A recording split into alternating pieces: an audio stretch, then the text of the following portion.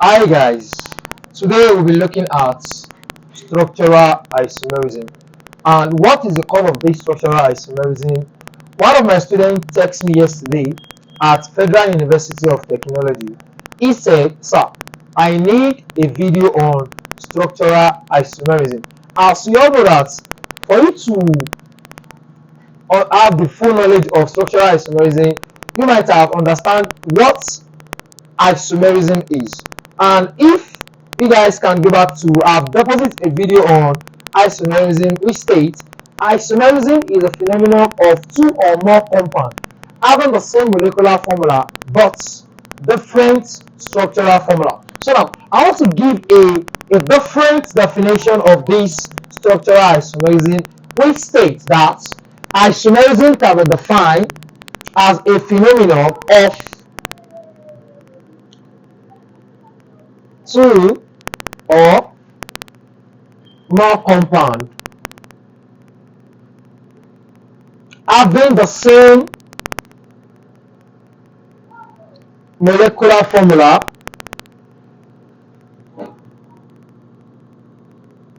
but differ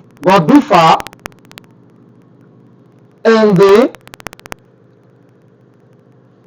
arrangement of the atom in a molecule. Different chemistry teachers have their own perspective of how they define structural isomerism. Some teacher can go for the definition of isomerism as the same thing as structural isomerism, but don't forget one thing, that structural isomerism is subdivided into 5. The first one is chain isomerism.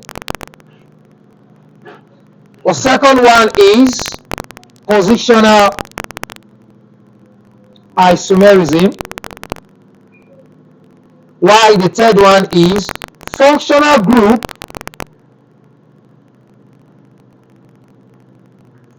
isomerism. The fourth one is tautomerism, while the fourth one is metamerism. So I want to pick this one after the other. So what do we understand by chain isomerism? So when we talk about chain isomerism, listen, so it states that the way the carbon atoms, they have the same molecular formula as well, but the way the carbon atoms are arranged or before they are bonded together are different. Because when we talk about this chain isomerism, here is where we are going to have the same molecular formula, but within the chain isomerism, we also have another isomer. For example, now I want to pick butane and pentane. Look at these two, butane and pentane.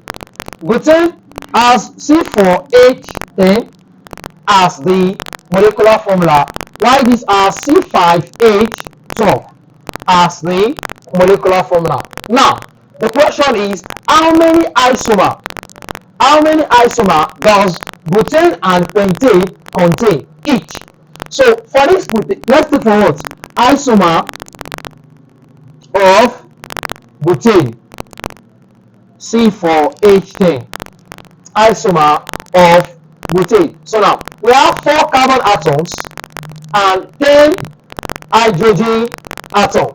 So with that, now I can say that I have this 2, 3, 4. This is how many? 10. 1, 2, 3, 4, 5, 6, 7, 8, 9, 10. Under the isomerism, we can easily state that this is the normal butane. Now, this is the first isomer of butane. So the next thing is how or what is the next isomer we can find under butane. It is very, very simple. Now, let's shorten this particular thing you have on the board. Here will give us CH3, Here you give us CH2. Same thing here, CH2. And here we have what? CH3. So now, we can easily deduce the second isomer we can find under this. So now, 2, I have CH3, CH, because if we are to pick the particular basin here now, this one will give us CH3, and here we have CH3 also. So now let's count. If we are going to have the same thing here, as well as the structure we have here. Now we have 3 hydrogen here. 3 plus 3 will give us 6, plus 3 will give us 9, plus 1 we have 10, which is this. Now let's count the carbon atoms. We have 1, 2, 3, 4. So we have 4 carbon atoms and 10 hydrogen atoms. So now we can easily deduce that this can be named as 1, 2, 3, because among the IUPAC nomenclature of naming a compound, if you could still remember, one of those rules states, if you are to name any organic compound, you have to number from both sides and pick the lowest number attached to the substituent. So now, here we have 2 attached to this. I have 2 methyl propane. So we can also call it isobutane. Are you with me now? This can also call what? Isobutane. So we have been asked that how many isomer does butane has? We have 2 isomer. The first one is N-butane, while the second one is 2-methyl propane, or we call it isobutane. So let's take the second one, which is pentane, and see how many isomer pentane contains.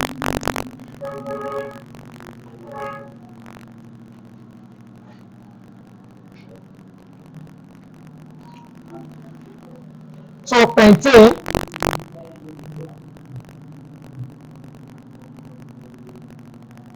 are you with me now? Isomer of pentane. So don't forget when we did for butane, we are going to apply the same thing here also. Okay, we have C 1, 2, 3, 4, 5, and here we have 1, 2, 3, 4, 5, 6, 7, 8, 9, 10, 11, 12. So this is the first isomer of pentane. It is N-pentane.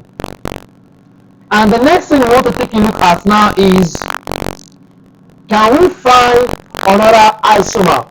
Or we put it like, can we find another compound under this pentane? Yes, we can. So let's see how it goes. So this one is something as CH3. For this, we have CH2. For this, we have CH2. For this, we have CH2. While the last one we have what? CH3. So with this, we can easily obey the definition of n isomer that states they have the same molecular formula, but the way the carbon atoms are bonded together. So now let's see. I have CH3, CH. I have CH3 here, CH2. I have what here? CH3. So now this is 1, 2, 3, 4. If you have to number from both sides, here I have 2 methyl, but from this side I can have what? 1, 2, 3, which is what? 3 methyl. That means we did not obey the IUPAC nomenclature. So the correct naming is 2-methyl butane. So we have 2-methyl butane, the same thing as isopentane. Is that clear now? So the third one is CH3. We have CH3, CH3, CH3, CH3. So let's quickly check if the number of hydrogen atoms you have here is equivalent to this, and the number of carbon atoms you have here is equivalent to this. 3 plus 3 will give us 6, plus 3 we have 9, plus 3 we have 12, which is this. And the carbon atoms is what? 1, 2, 3, 4, 5. So now we can name this to be 2,2,2 by methyl propane. don't forget we have 3 carbon atoms as the longest carbon continuous chain. So now I can also call this neopentane. So that is for the chain isomerism. So now let's pick the second one, which is positional isomerism.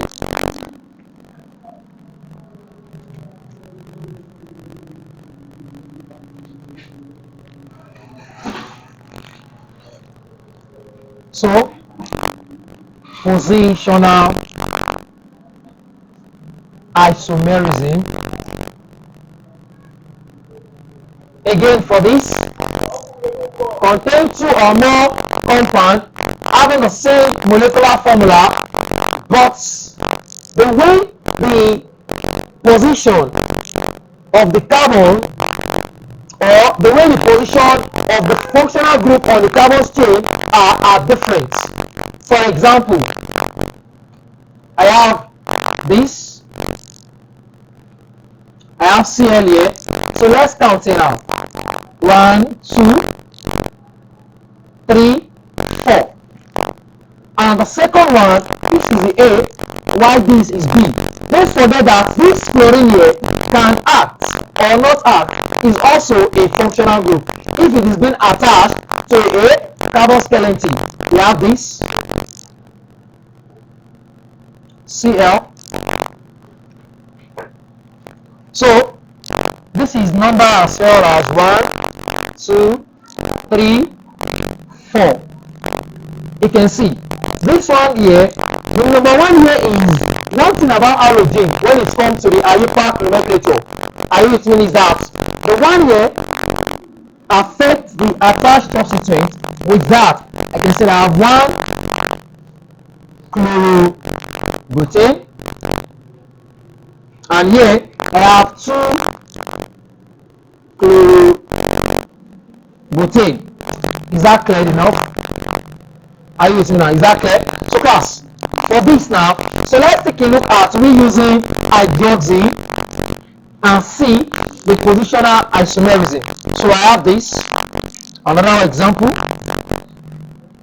CH3, CH2, CH2, CH2, OH. Roman figure 2, the same thing. I have CH3, CH, OH. So looking at this now, it is very simple. The functional group here is OH. So when you look at it, like I said, I have 1, 2, 3, 4. That's butane. But because we're having OH here, we are going to have it as butanol. That's the alcohol family. Or we take it as butan 1-ol. So either we have it as butanol or butan 1-ol. So for this, the next one, don't forget that the position of the functional group, as I've said earlier, can move from either the second or from the first, second, third. So now, here we are having it here. So we are going to have a class. We have butan 2-ol, or we call it 2-butanol. Are you with me now? So this shows the explanation on functional group isomerism. So the next one is functional group isomerism.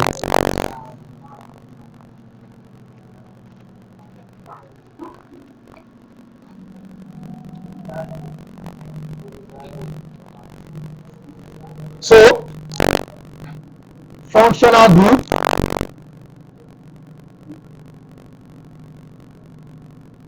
isomerism. Functional group isomerism. So for this functional group also, they have the same molecular formula, but difference or the position at which the functional group are is different. So now let's take a look at some examples here. The first one is alcohol. Then I also have dimethyl ether. We have ethyl alcohol and diethyl ether bases. We have OH here and you have CH3 here. When you look at this place, OH is hydroxy. But when it's going to dimethyl ether, you have CH3. Oh yeah, CH3. This you have here, we can call it the alkoxy. But if you want to name it, we put it as well, the dimethyl ether. So when talking about the position isomerism, it depends on the way the functional groups are being placed. Again, here is what? CH2. But because we want to have another substituent, another compound in that same compound, so but the functional group will be different, so here can easily attract one hydrogen to this, which will give us what? CH3, and we are left with what? Oh yeah, which is what we are having what here? Here. Exactly. So now let's take the fourth one, which is tautomerism. So I'll be using the example of tautomerism to give us a definition of that. We have tautomerism. So for this tautomerism states, okay, we have methyl ether, which is this.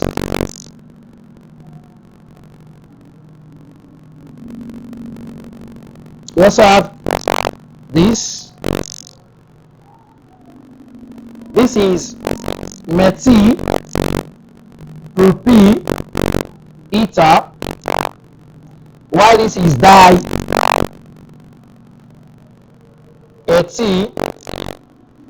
ether.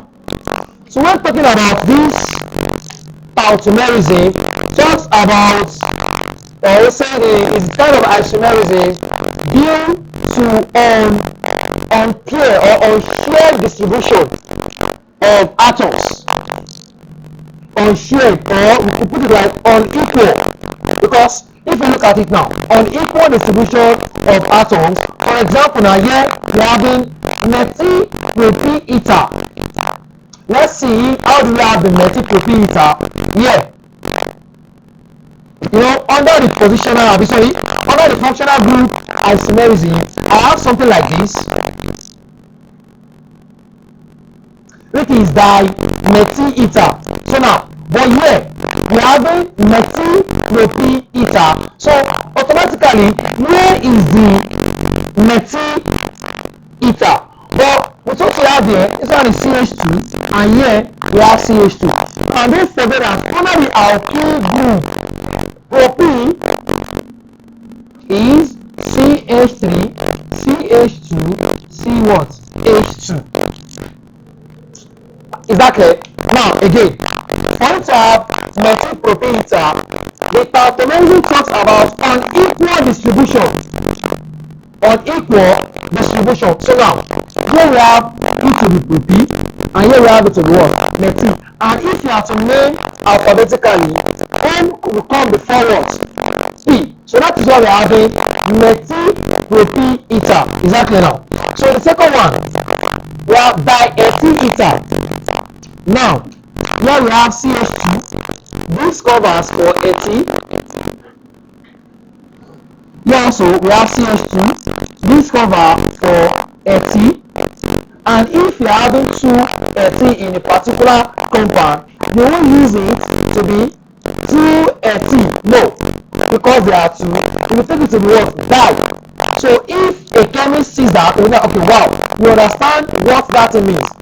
Put the same thing as what? Diethyl ether. Because this functional group here is taken to be what? Ether. So the last one is metamerism. So I'll be using the same thing to explain the metamerism, because here we look at how ketone form phenol. So I'll be dropping a video on that fully, but here I will show you the illustrative structure of that thing. So now we have this.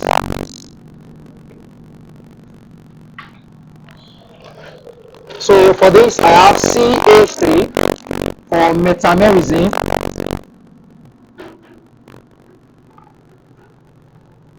I have CH3 double bond or CH3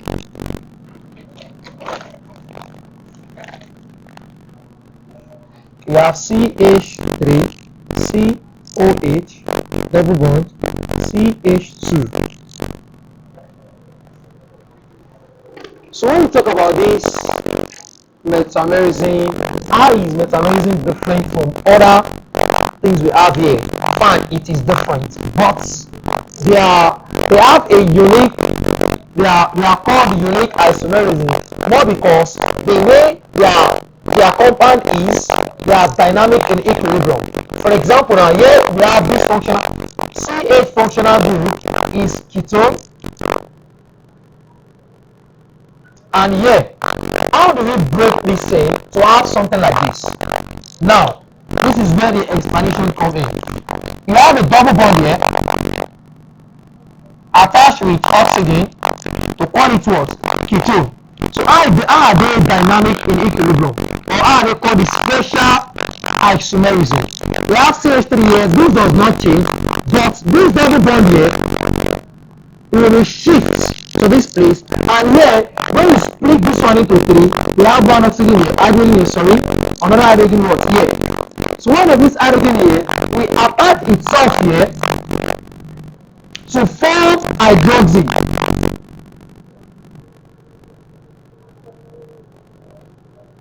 To form hydroxy, with that, this single bond will be broken. So this one will move here to have a what? For this hydrogen to come here to break this bond, we have hydroxy, and for you to remove one hydrogen from there, we have a what? A double bond. And here we will left it what? CH2, which is what we have here. So this is called the enol.